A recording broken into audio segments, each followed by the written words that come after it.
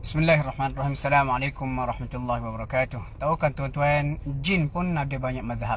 Ada jin yang bermazhab Syafi'i, Hanafi. Ada juga jin yang beragama Kristian dengan berbagai-bagai mazhab Kristiannya.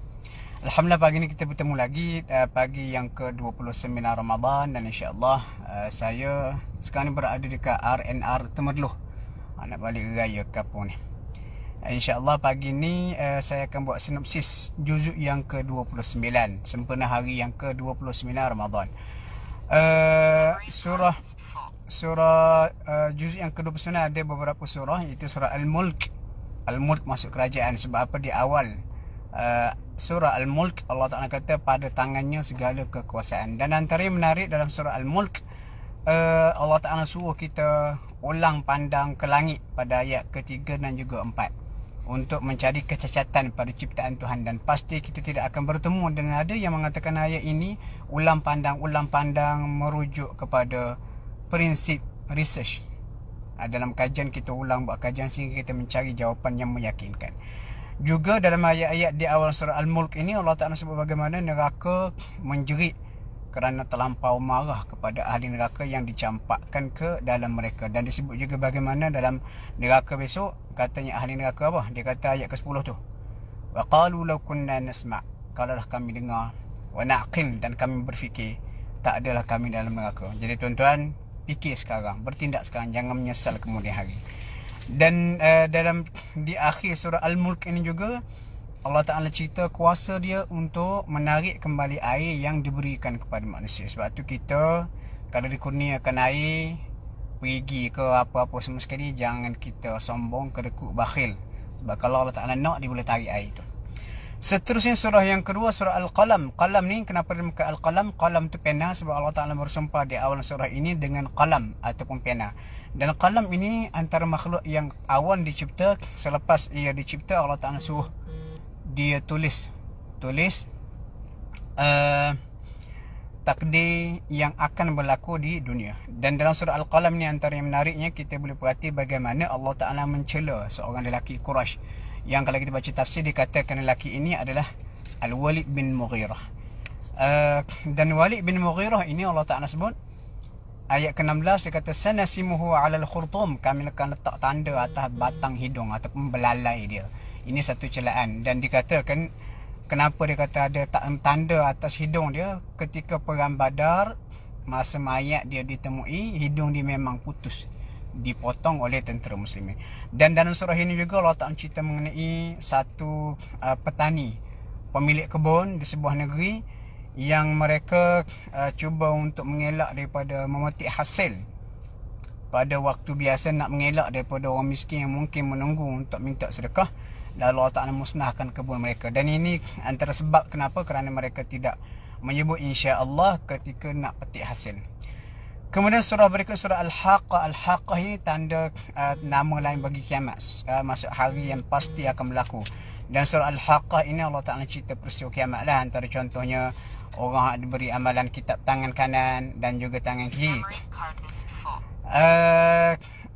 Sama juga dalam surah Al-Haqqah ini Allah Ta'ala macam tegaskan Nabi tidak sekali-kali mencipta Al-Quran, sebab Allah Ta'ala beri amaran kepada Nabi pada ayat yang ke-44 sampai 47. Allah kata kalau Muhammad ni memandai-mandai mencipta sesuatu atas nama Allah, sedangkan Allah Ta'ala tidak pernah firmankan itu, Nabi akan dihukum mati dengan cara Allah Ta'ala akan memotong urat jantung Nabi pada ayat 45.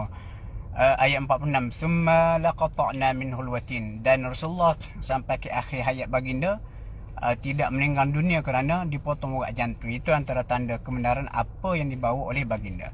Seterusnya surah Al-Ma'arij. Al-Ma'arij tempat naik. Sebab apa? Amalan malaikat semuanya naik bertemu Allah setiap hari. Ini disebut pada ayat yang ke-4. Dan dalam surah Al-Ma'arij ni antara benda yang penting untuk kita ambil contoh adalah bagaimana sifat manusia yang keluh kesah.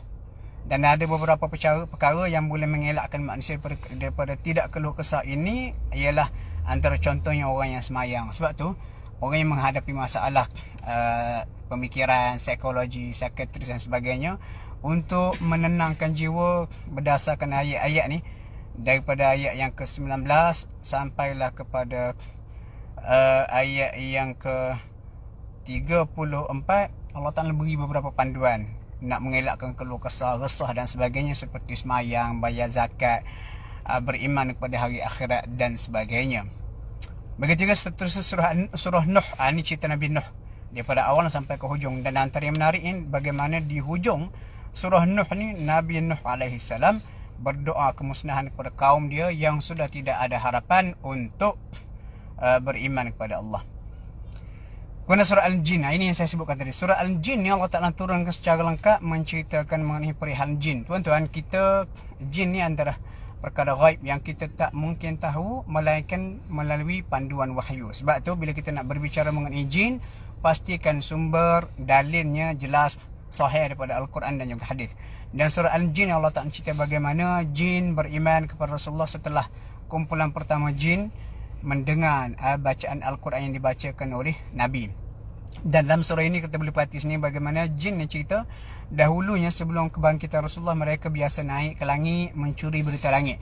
Tetapi setelah Rasulullah naik dibangkitkan, mereka tidak dapat lagi mencuri berita langit kerana Allah Ta'ala dah jaga security langit. Dan disebut pada ayat yang ke-11 ni Allah Ta'ala kata apa? Wa inna minnas salihun, ada kalangan kami ini jin-jin tu kata yang saleh. Bila saleh masuk syurga lah insya-Allah. Wa minna duna dhalik, ada pula yang lain. Kunna tara'iqa qidada, kami ni banyak laluan berbeza. Ini dah dikatakan oleh para ulama. Jin ni dia banyak mazhab, banyak pemikiran, banyak level iman, budaya dia dan sebagainya. Banyak sound system ini tuan-tuan biasalah dekat RNR. Dan disebut juga dalam surah Al-Jin ini bahagian hujungnya Allah Ta'ala kata alimul ghaib, dia sahaja yang mengetahui perkara ghaib dan dia tidak dedahkan yang ghaib ini kepada sesiapa pun kecuali kepada orang yang dia mahu, itu para rasul. Ini antara dalil menunjukkan tak ada siapa pun tahu benda ghaib. Rasul pun tahu benda ghaib setelah dikhabarkan melalui wahyu. Jadi sangat pelik sungguhlah kalau sekiranya ada orang yang mendakwa kononnya dia tahu benda ghaib dan dia canang pengetahuan tentang benda ghaib itu. Sedangkan dalam Quran sebut Allah kata para nabi pun tidak tahu benda ghaib. Dan ini antara sebab kenapa para ulama memang anti ataupun melarang, berdasarkan hadis Nabi, melarang manusia ataupun kita orang Islam bertemu dengan bomoh. Sebab bomoh ni dia mencabar kuasa Tuhan, dia mendakwa dia tahu. Contoh siapa buat kamu, dia buat macam mana, lepas tu dia letak benda-benda sihir itu macam mana. Ini semua menyanggah nas Al-Quran dan juga sunnah. Seterusnya surah Al-Muzzammil. Surah Al-Muzzammil antara surah awal turun pada Nabi. Bagaimana Allah Ta'ala kejut Nabi dan mengarahkan Nabi supaya solat malam. Dan solat malam disebut di sini, dia kata apa? Inna nasyi'atal laili hiya ashaddu wata'an wa aqwamu qila. Kelebihan malam ini, malam kita lebih tenang, kita lebih fokus untuk beribadat kepada Allah. Dan disebut juga dalam surah ini kepentingan baca Al-Quran secara tartil ataupun tajwid bersama dengan penghayatan. Kemudian surah Al-Muddathir. Muddathir ni orang berselimut juga, cuma dia ada sedikit beza dengan Muzzammil.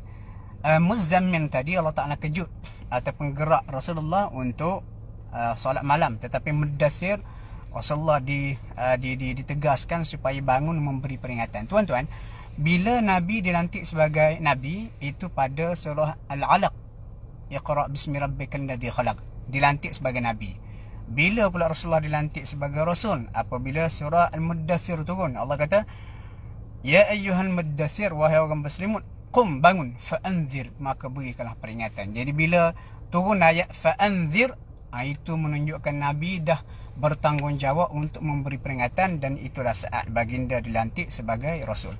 Dan antara yang istimewa dalam surah Muddathir ini adalah cerita mengenai malaikat yang berada dalam neraka ni. Ada berapa tuan-tuan? Ada 19. Allah Ta'ala sebut pada ayat yang ke-30, alaiha tis'ata ashar.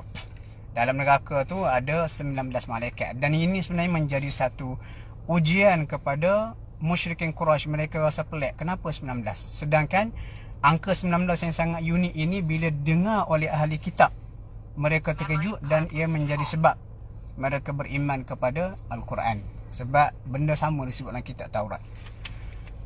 Seterusnya surah Al-Qiyamah. Ini banyak cerita pasal kiamat. Kalau saya nak sentuh antara yang menarik, Allah Ta'ala cerita ahli syurga besok pada hari kiamat. Wujuhun yawma idin nadirah, wajah mereka pada hari itu nadirah, berseri-seri kerana ila rabbiha nadirah, melihat wajah Tuhan mereka. Dan ini antara nikmat tertinggi yang insya-Allah kita perolehi dalam syurga besok. Kemudian surah Al-Insan, Al-Insan sama juga cerita pasal kiamat, cerita pasal nikmat dalam syurga. Berbagai nikmat dalam syurga, pakaiannya daripada sutera dan sebagainya. Dan yang terakhir juzuk yang ke-29 ini surah Al-Mursalat, angin yang bertiup secara berterusan. Surah Al-Mursalat ini pun Allah Ta'ala cerita mengenai perihal kiamat, dan disebut apabila kiamat berlaku manusia ini terbahagia kepada biasalah ahli syurga dan juga ahli neraka. Cuma antara yang menarik, saya nak sentuh ayat yang ke-25. Allah Ta'ala cerita mengenai fungsi bumi.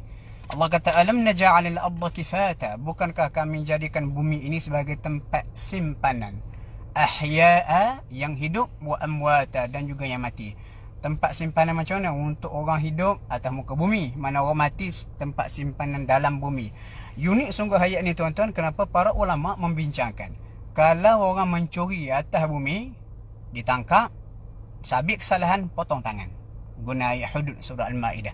Kalau orang mencuri dalam bumi, maksudnya ada jenis-jenis orang ada penyakit ni, dia curi kain kapan, ada berlaku. Sebab tu ulama fiqh bincang, benda ni ada berlaku. Bila dia ditangkap kerana mencuri kain kafan, sabit kesalahan, dia juga perlu diberikan hukuman sebab dia melakukan jenayah atas dan juga dalam bumi. Ini antara perbincangan menarik lah pada ayat yang